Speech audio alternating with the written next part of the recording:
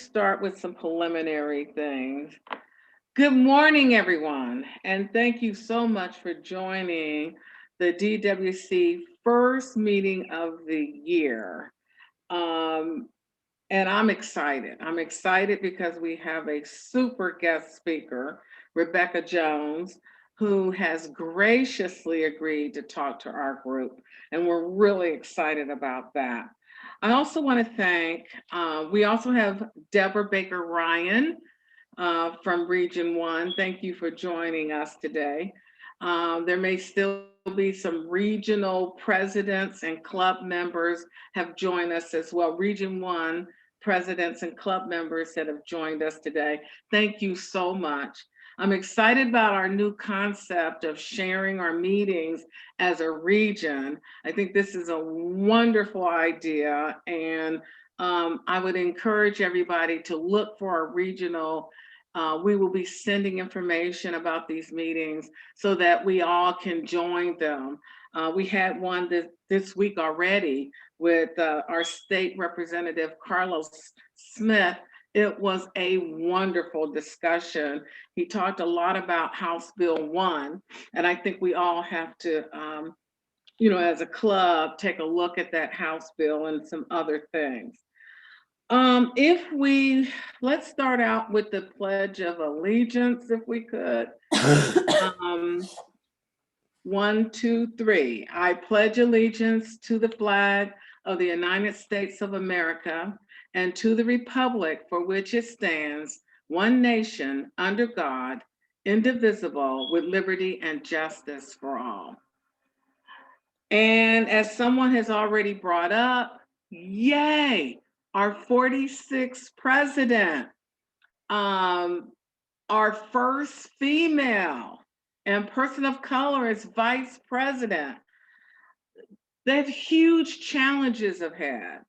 And I want to take a moment, whether you want to say a prayer, whether you want to send them a wish, but I think we need to say something to help guide their way because they're taking over a humongous challenge. So if we would take a minute to reflect and to send good vibes to our new administration, I'd appreciate it.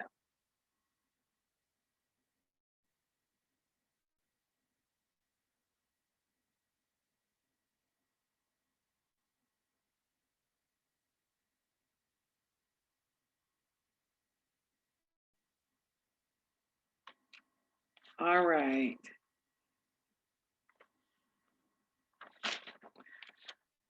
Okay, so with today's meeting, Randy Hop, he is our program director. He will do a quick bio for Rebekah Jones, and then we're going to move to Rebekah. She will do her presentation, and then I'm going to try to pull any kind of questions that come up out of the chat room so that we can ask them at the end. So if you have any questions, put them there. So I'm going to turn it over to you, Randy. Okay. Hello, everyone. Today, we're going to hear from someone who is very much in the current news. Rebekah Jones earned her bachelor's degree from Syracuse University with dual majors. She went on to study at LSU and received her master's degree. She's a former data manager for the Florida Department of Health. She was fired for what Governor DeSantis called insubordination.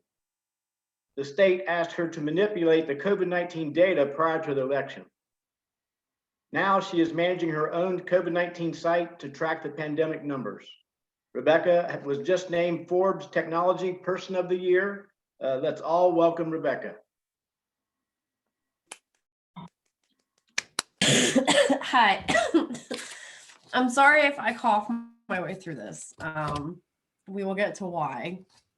But I want to just, of course, as always, say thank you guys for having me. These are some of the best conversations that I get to have. Just there's a lot to say about being around supportive women and our allies. That goes a long way. And so I'm going to do something that I normally don't do, and that's read a bit of what I had to say because I just got in last night. actually pretty late after driving all day. And so I was kind of dictating this as I was coming up with it in my drive. And because it's very fresh and emotional, I wanted to stick as much as I could to what I wanted to say. And so for those of you who have joined me in the past, this is a bit different than what I normally do. We'll call this my first actual speech, I guess, sort of. And it's not complete yet. And it's actually the start of a letter that I was penning to Joe Biden that I haven't finished yet and hope to finish and send. And so if you are inclined, you can share these words with any of those who ask you who I am or what I stand for or where I seek to go or what to me defines this kind of moment that we're in. So I feel like a high schooler preparing a report somewhat here because it's so not me to have this kind of structure. But dear President Biden, when I left my home near Washington, D.C. last Saturday, the Capitol resembled to me a graveyard for democracy, with a dangerous, villainous president occupying its most revered residences. As I drove past the Capitol last night, however, a sea change was apparent. A new president had been sworn in and a sense of levity emerged. I arrived home just a few hours ago, settling down after the 14-hour drive from Florida that I never intended to make, but have nonetheless made thrice in as many weeks. I should be resting, sleeping off the fatigue and isolation after testing positive for COVID-19. Yet, the events of the last 5 days keep me awake, anxious, restless, and driven to putting these thoughts on paper. Though I live just miles from your new home on Pennsylvania Avenue, my name and plight may be entirely foreign to you. Though I hope to make apparent through this letter the kinship of our respective paths. Like you, I trekked across Syracuse University's snowy campus in pursuit of an education that could afford me a better, more purposeful life. A pensive Abraham Lincoln greeted me each morning and night, a statue instilled just outside the Maxwell School the year that you graduated. On our campus, Mr. Lincoln appears younger, beardless, and without his signature stovepipe, yet all that would become his life's purpose weighs heavily on his bronze shoulders. I sought my first degree at the Maxwell School, the nation's preeminent public affairs program, committed to Syracuse's message of scholarship in action. Maxwell sought to create a school that would cull from every source those principles, facts, and elements which combined make up our rights and duties and our value and distinctiveness as United States citizens. Words I heeded. I believed in the dream of democracy and sought to spend my life defending its fragility. For democracy takes its form not from our collective strength, but from its apparent imperfections, for which it is the pursuit of this great nation to refine, reform, and re-envision. I sought my second degree at the Newhouse School for Public Communication, the nation's top journalism program. The words of Newhouse himself greeted me at the entrance each day and struck me for their unironic simplicity. A free press must be fortified with greater knowledge of the world and skill in the art of expression. The pursuit of knowledge and the telling of truths became inseparable pursuits of mine, one always serving as the moral imperative of the other, neither succeeding without the other. Indeed, my journey this year occupied mostly small corners of Florida's tragic pandemic story in oscillating obscurity. From dedicated scientists tracking COVID-19 to ousted whistleblower, muckraker, data leader, rated scientist, unwavering hero, political prisoner, and now COVID-19 positive, all in a year's time. To ascend to national cause celeb from not my ongoing efforts to report on coronavirus, the merits of my work related to COVID-19 in schools, my research on climate change, or my dedication to public service, but because of the relentless and vindictive denigration of a failed governor grasping at power feels somewhat at a disservice, to all I've done. Of course, my notoriety comes with its advantages, namely exposure to my ongoing projects to track and report and research COVID-19. But the last year has been a delicate dance across an uneven ballroom floor, littered with broken glass. A year ago this Saturday, I forwarded my concerns about the emerging pathogen from Wuhan to my superiors at the Florida Department of Health. I urged progressive action to establish monitoring systems and a public data and information portal, as well as resources to track and report on developments. Our office had received no fewer than 3 notices from the CDC at that time, each more urgently warning us to plan for a pandemic. Yet Florida's messaging needed to stay in lockstep with the president's, I was told. And the president's official position was that there was no risk. Years of education and training on viral pandemics taught me better. Yet I was not in charge, and my near daily pleas to build such a data and reporting system fell on deaf ears until March. And once I received the green light, I, as you so eloquently put it yesterday, put my whole soul into it.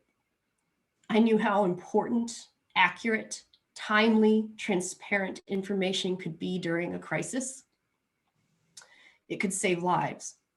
So I built Florida's data systems and spent 2 months managing its surveilling and reporting data. I worked 12, 16, even 18-hour days, never stopping, determined to never fail in fear of the public anxiety that would result if the site just went down. And when Trump began coercing states run by Republican governors to reopen, the corporate and wealthy donors of my governor's political campaigns did not consult with their epidemiology team on whether reopening the state was safe or not. Only after their plan had been codified did they ask. And when the results of our analysis and modeling showed mass sickness and death caused by their proposals, they simply asked me to change the analysis, change the data, make the picture look better so that people would feel better, go out and spend money. When I refused to take the easy path, to cave to personal and professional pressures at great cost to public health, I was fired. The governor defamed me, maligned me, sought to dismiss my efforts and my expertise for refusing to produce false data and false facts to support his plans. I stepped forward, not out of a desire to be seen, but out of my belief in the necessity for my message to be heard. And when the state chose to dig in, rather than recalculate its most grave miscalculations, I sought to provide an information resource free from the governor's talons. That project's success helped fund my later efforts to track and report COVID-19 in schools when no one else in the country had taken on the task.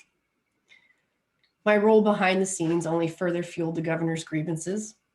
I served as a mediator between members of the press and dozens of employees across state government in Florida, who brought forward vital information the governor sought to conceal from public light.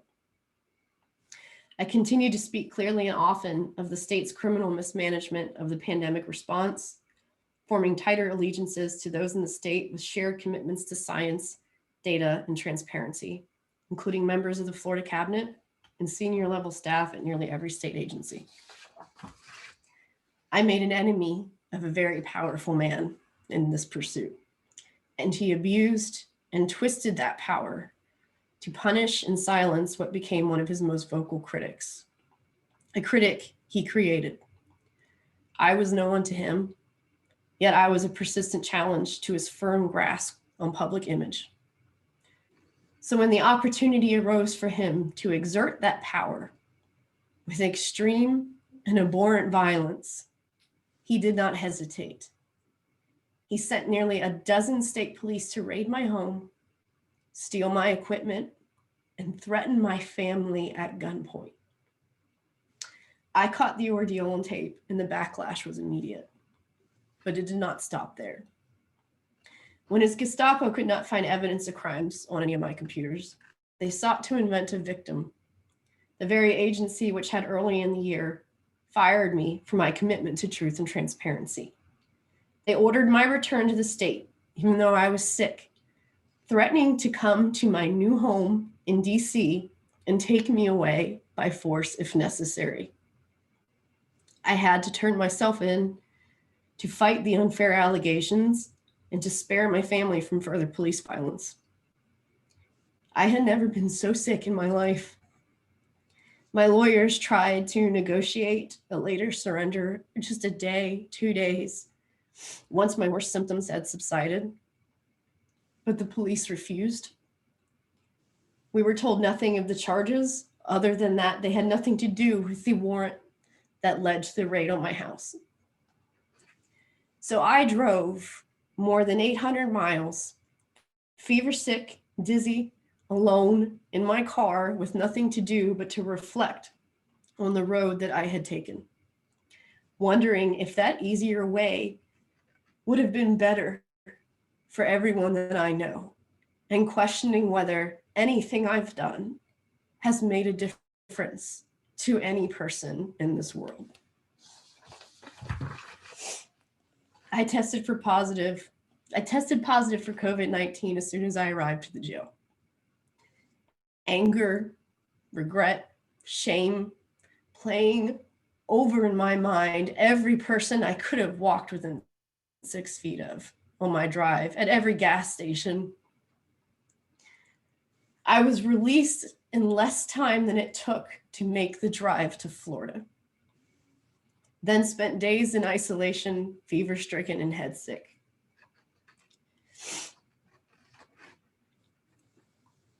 This letter stops here, as my story will continue to unfold, and I have not yet found the appropriate way to sign such a piece.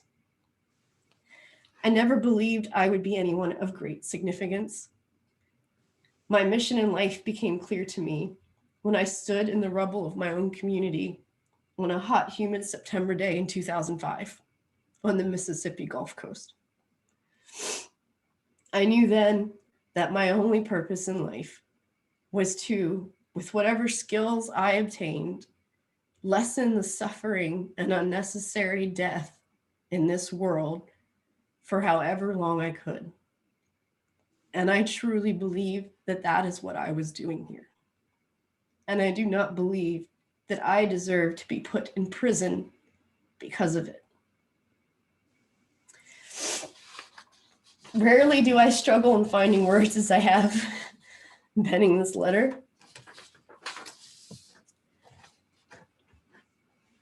And I want to finish this, not to Biden, but to all of you, by asking a favor.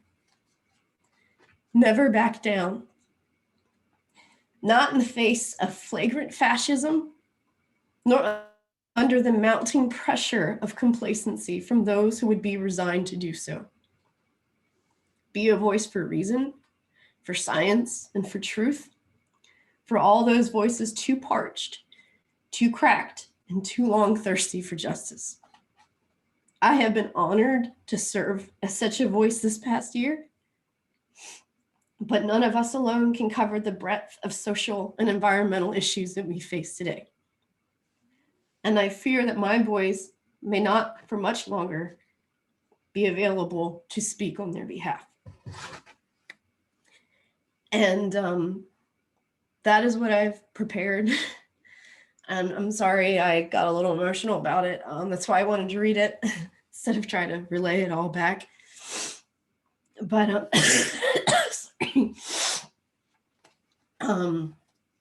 I've felt a lot better the last few days, which is good. I don't think I realized how sick I was until I actually had to start like getting up and doing things and realizing how I couldn't take deep breaths. I'm 31 years old. I am in all over most other ways healthy, and this virus hit me like a freight train. And to have made it so long without having caught it, and have this be that moment where I have now exposed every person in that jail because the governor insisted that I come down and spend one night in jail, even though they could have arraigned me via Zoom, insisted that I spend a night in jail. All of the lives that he put at risk. and I had no choice. It was that, or they drive all the way from Florida and bust down my door. And I can't risk that to my family, to my son, who has not slept alone since that happened over a month ago. He's 11 years old and he's afraid to be alone upstairs by himself because he's afraid that if he comes down, they're going to be there. Rebekah, And what were the new charges brought against you? I had a document on my computer that they are saying I did not have authorization to have. So all of this was about a document. No, it's more than that. It was, Of course, it's more than that, yeah. but that's what the charge is. Mm-hmm. What, and there's a question here, what specific metrics were you requested to change? That's like a whole chapter of a book. Oh, okay. The short version is that the White House came out with a skeleton of what we should envision reopening to look like. And it had a couple of basic things that you should surveillance. Cases, obviously, testing, hospitalizations,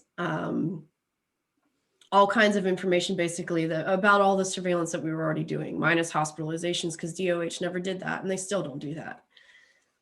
And the head of disease control, Dr. Blackmore, actually came to the EPI team and asked us to develop and refine those metrics, figure out a way to measure them, analyze them, and come up with the plan.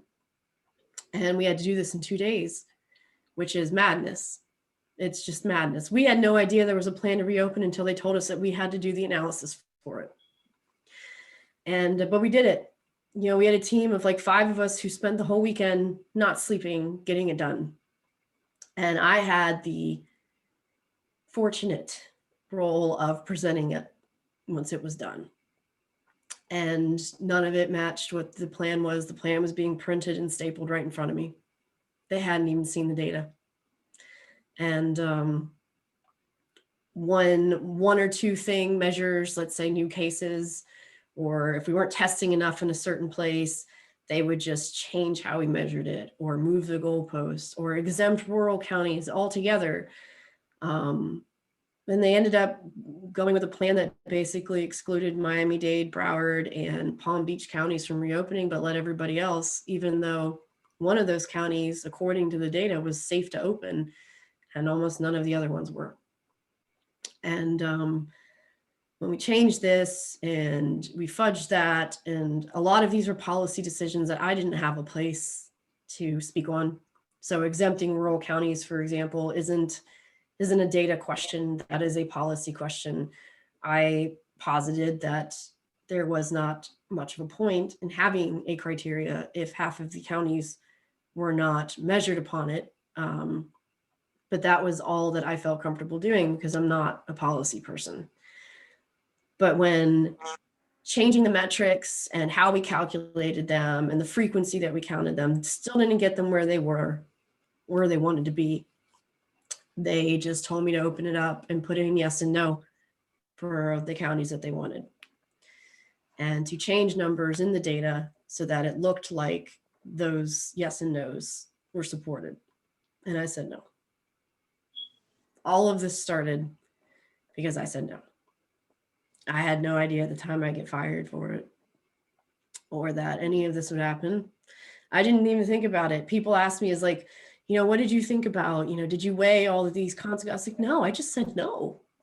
I just said no because I wasn't going to do it. And the idea that somebody would have asked me to do it was absurd and egregious and offensive.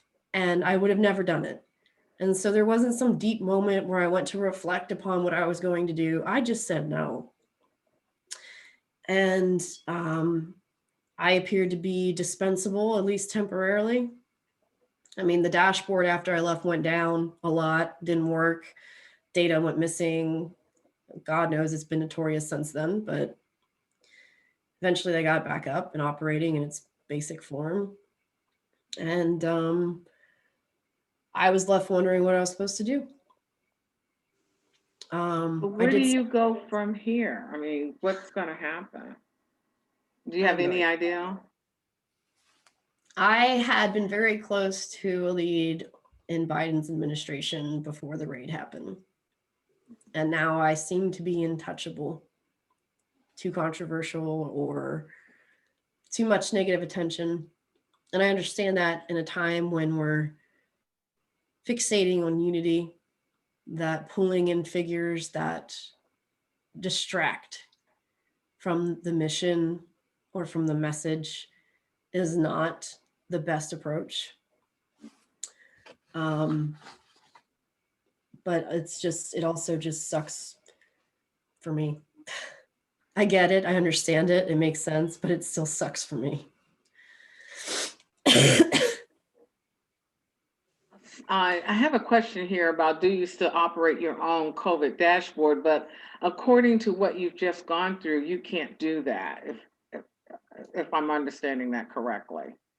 So the state sought they didn't want to let me out of jail. I knew that was going to happen. I knew if I went down there, they would fight to keep me in jail.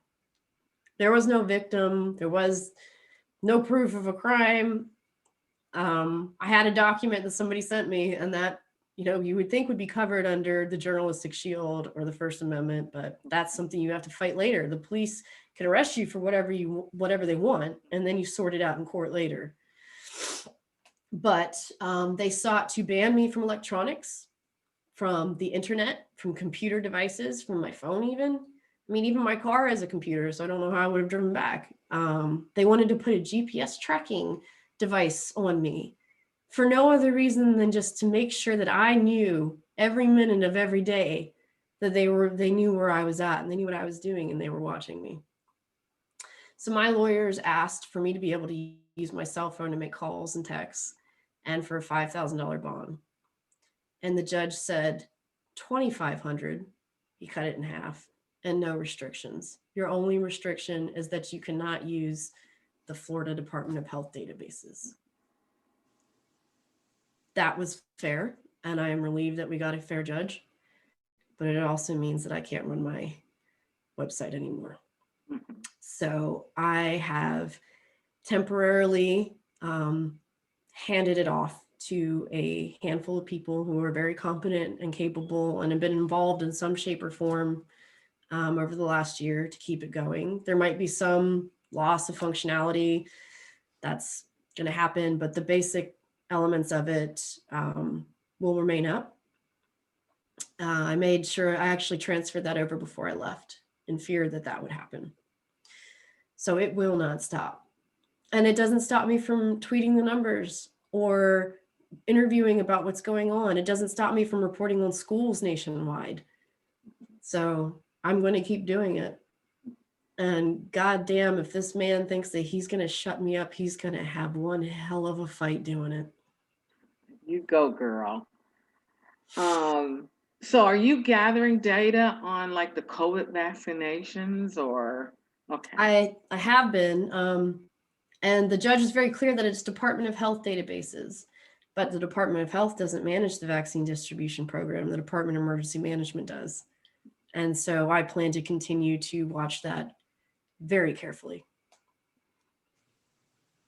Someone asked about the website, and I have gone to your website before, so it's still the same website. Yeah, I have like an old-fashioned kind of dashboard, so the one that looks like Florida's, and then I have a more modern one that's a little more intuitive. And for everyone who's on the call, it's in the chat room. The school's one is thecovidmonitor.com. Oh, and the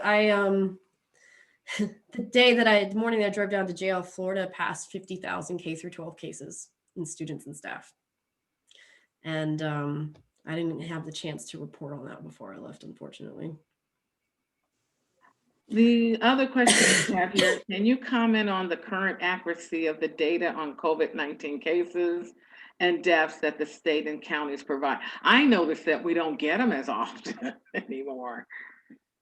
Yeah, there's cases is a little more difficult to manipulate because it's a function of however many people are getting tested, and you can restrict testing site locations and hours and things like that as a function, but pretty much it's going to be the number of people who test positive.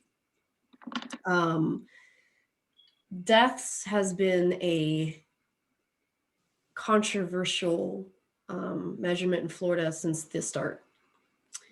Our first death was confirmed before we even announced that we had cases, and we knew it, and we lied about it. I didn't, but the government did. Florida, unlike New York, New Jersey, a lot of these other states, California, has never counted probable cases and deaths. So there are likely, the CDC estimates, up to 6,000 people that have died in Florida from coronavirus that are not counted by the state. The CDC's official death tally for the state of Florida is closer to 28,000. I think at last count, it was like almost 29,000. And I think the state is now nearly 25,000. So a significant number of deaths that were not reported. The government has intervened multiple times in how deaths are recorded.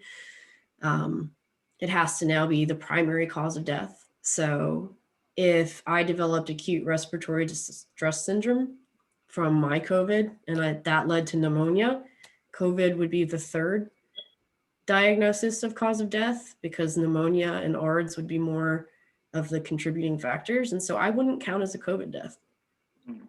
Then they announced that they were going to do an investigation and came up with this ridiculous model of if you didn't die within 2 weeks of getting your positive test, even though we know that people are sick for months, longer even, and suffer long-term damage to their lungs and their heart, then you didn't count. They've removed pediatric deaths that they themselves confirmed, and then upon backlash, just deleted them as if they didn't exist, as if they didn't die,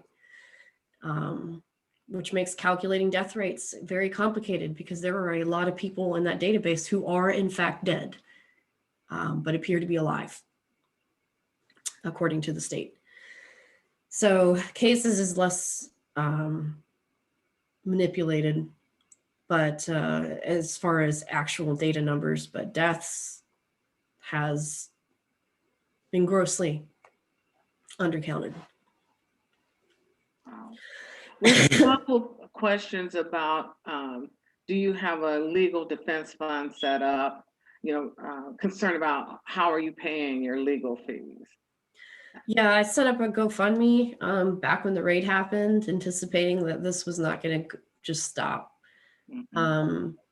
I didn't really actively fundraise for it after I met the goal, but because I thought this, the backlash from the raid, there's no way they'd come after me again, and they did, and making a extremely sick, nonviolent document holding arrest warrant drive across the country is proving to be difficult for DeSantis to defend. But nonetheless, this looks like it's going to go on until that man is no longer in power, which could be 2 more years. It could be longer. He could be president. Let's not deny the reality of the country that we live in.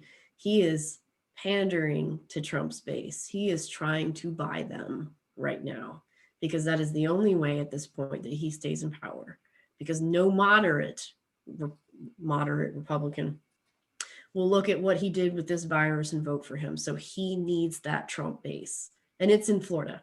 Trump won Florida.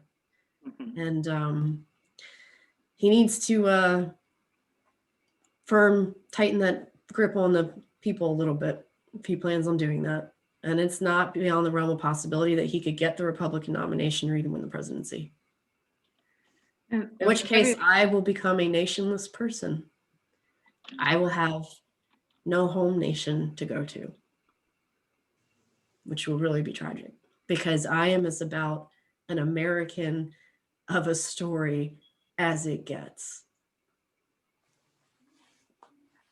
For everyone on the call, I have put the link to Rebekah's GoFundMe page on the Democratic Women's Club site, Region 1 site.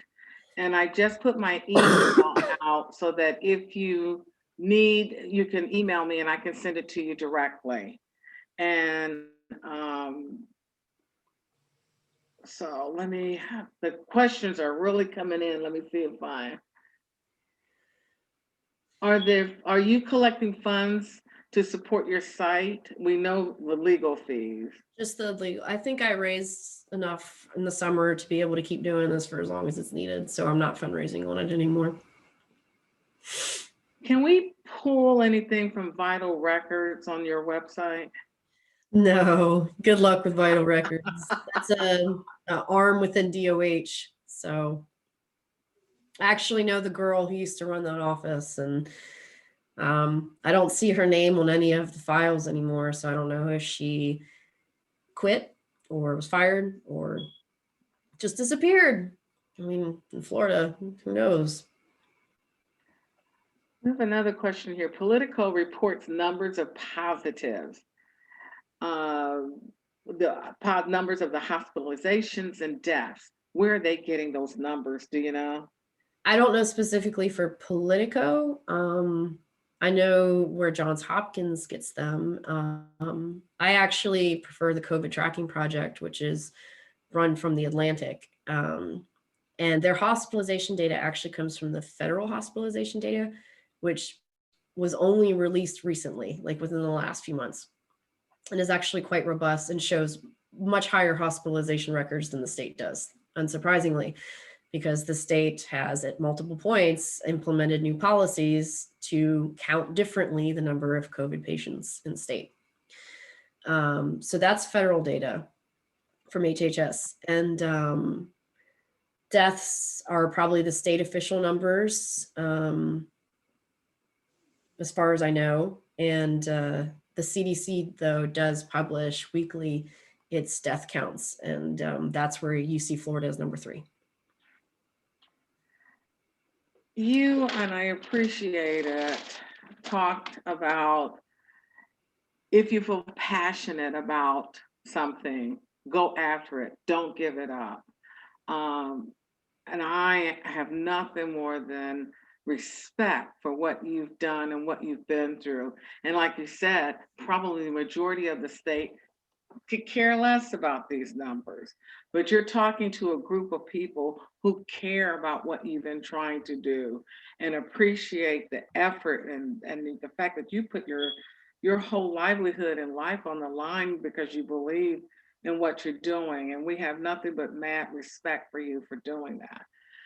How else can we help you? Is it writing letters? Is it, I mean, I'm sure after this call, a number of us are going to do donations to your GoFundMe. But is there anything we can do to be supportive? For someone who's been, doing the media stuff for 7 months now, you figured I'd have some well thought out, coordinated media strategy blitz, ingenious invention, and I don't. Like I said, I just got back last night. I wasn't sure what was going to happen when I went down. So I'm meeting with my lawyers. We're going to come up with a strategy. I think there's a couple of media types who are offering to help for something like that.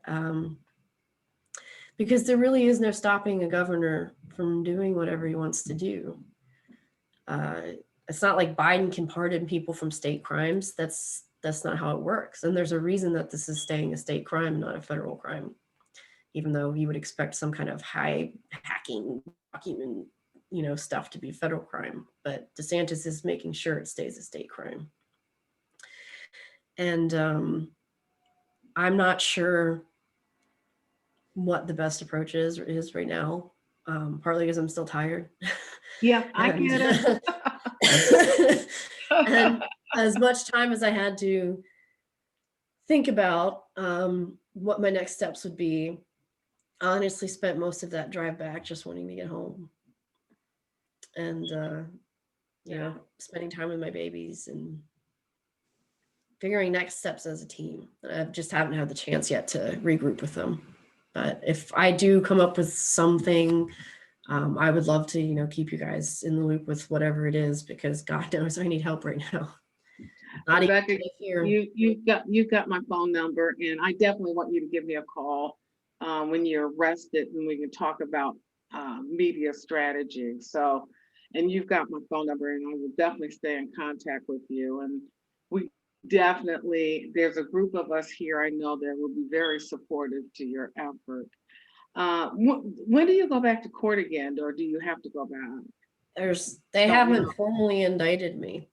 Okay. I was just arrested. Their state's attorney's office hasn't brought charges yet, and we're hoping that they do not. Yeah.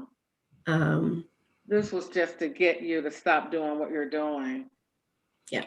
Mm-hmm. That's all it was ever about. And he got to my sources because several people that I know at different agencies have been fired. So they cracked through some of that. But they don't want to come forward just because they are afraid. They don't want to go through this. Right. So and I can't ask them to. It'd be unfair.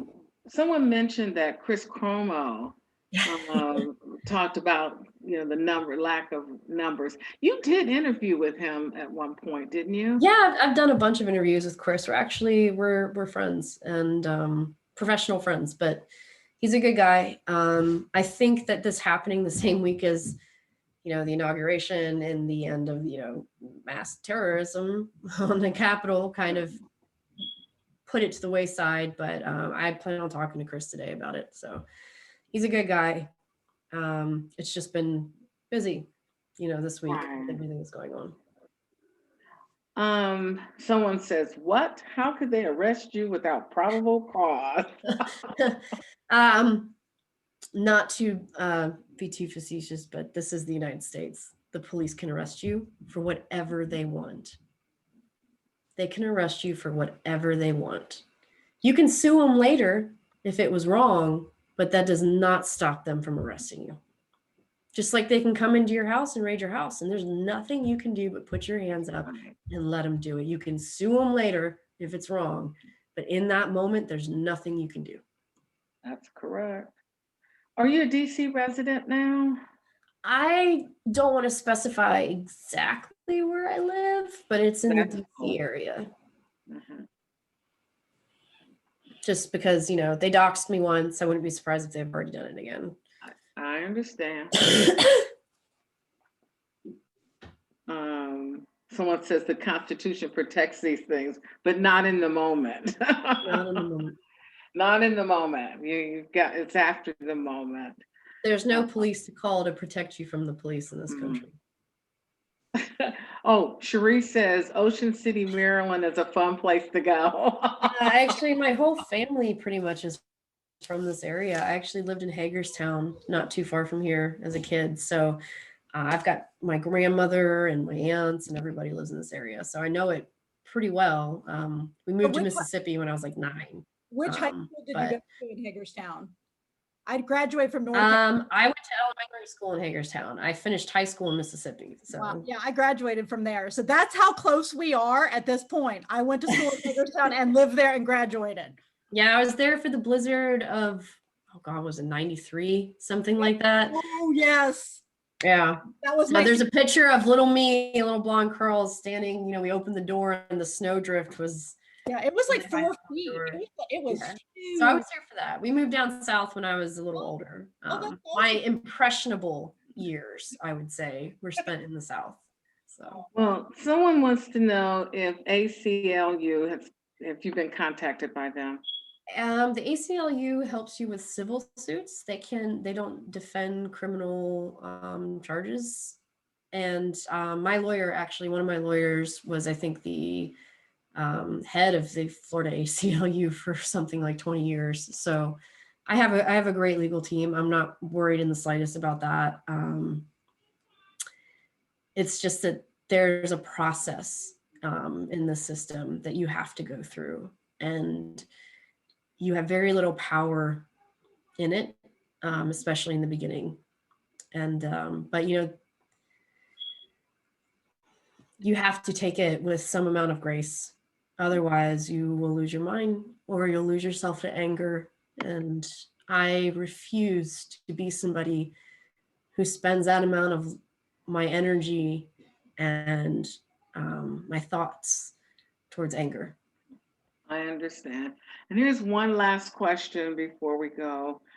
And that is, have you considered writing legislation that would require clear, concise, cogent regulations, policies that are consistent statewide? I mean, given where you are today, what would a piece of legislation from you look like? If I had one shot at legislation, it wouldn't be for my own benefit. I can tell you that it would be for climate change action. And there's quite a few pieces of legislation related to climate and that I would love to push through. But I think we have a judicial system that is adversarial. And that's a structural flaw that we believe as Americans affords us certain liberties and rights. But the reality is that our justice system works so that if they really want to get you, they will. And if they want to look the other way, they can. And I don't think there's a single piece of legislation that can make police good people, make governors of good conscience. And honest to God, if I had one piece of legislation, it would, my one shot, you could pass anything. It would do more with saving lives on this planet than it would ever have to do with me. I know that we have other people with questions, but we're going to end it there. I want to thank you, Rebekah, for coming on today. My prayers are with you, and please let us know if there's anything we can do. Certainly, we'll be available to write letters. Some of us will be available to write letters. But I want to thank her today for joining us. This has been a insightful and a wonderful conversation. Thank you so very much. Thank you guys. And I'm sorry, I emailed Beverly Saturday, I think, saying, I don't think I'm going to be able to make it Thursday. And I couldn't say, I didn't want to say why. I know. And I was like, I think I'm going to be unavailable this week. And then I think, I don't even know, I wasn't even in there maybe 12 hours and all of that for the night in jail. Well, I was following you. I was like, I think I might be able to pull this off. Well, I was following you and decided that I wouldn't cancel this until the last minute, so it worked out, Anyway, thank you so very much from all of us. Thank you guys. And, our hearts and minds go with you. Okay. You guys take care too. This is not a virus to play around with. It seriously isn't. I know I've said that for a year, but it's still out there. So. And you get well. Yeah. Hopefully. Have a great day. I'm glad I got this like super sticky lipstick because I keep coughing and it doesn't. I need to. I'll be the COVID cover girl for the best. Come off when you're dying COVID. God. Oh, God. You gotta take care of that cough. Yes. All right. Well, you guys have a good day, and thank you again for having me. Thank you.